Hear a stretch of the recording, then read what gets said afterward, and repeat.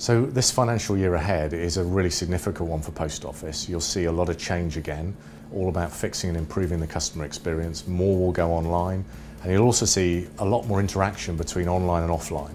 What we want to do is enrich the overall customer experience this year, and at the heart of that is great content, great creative, but importantly great analytics.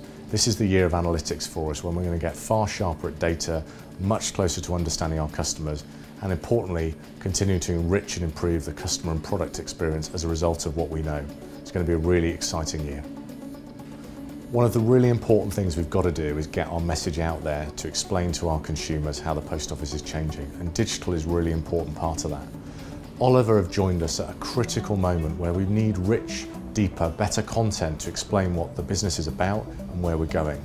The Post Office is currently reshaping its entire digital presence, and to help facilitate some of that thinking and that redesign, we looked into what content's already available, what purpose it fulfills, and then looked into how we can bring people to the Post Office website using content. So, for example, on Outbrain or other syndication platforms, how we can capture someone's interest, bring them to the site, and then give them more interesting content that will hopefully keep them coming back to the website, and help them understand that the Post Office is an authority in the area of financial services.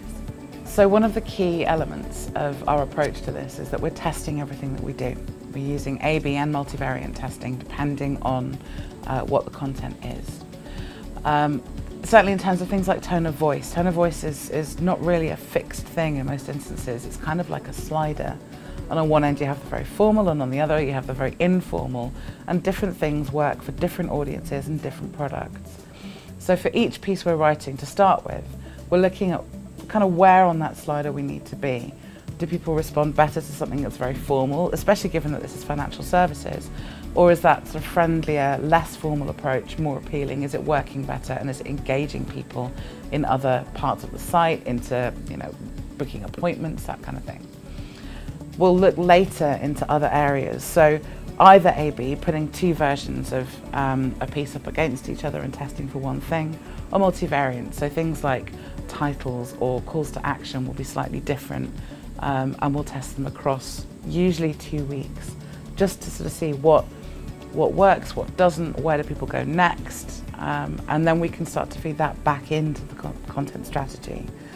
We can start to learn from what we've done and where people have gone and whether they've converted, and then give that information back into the business as another piece of intelligence for the wider marketing teams to use.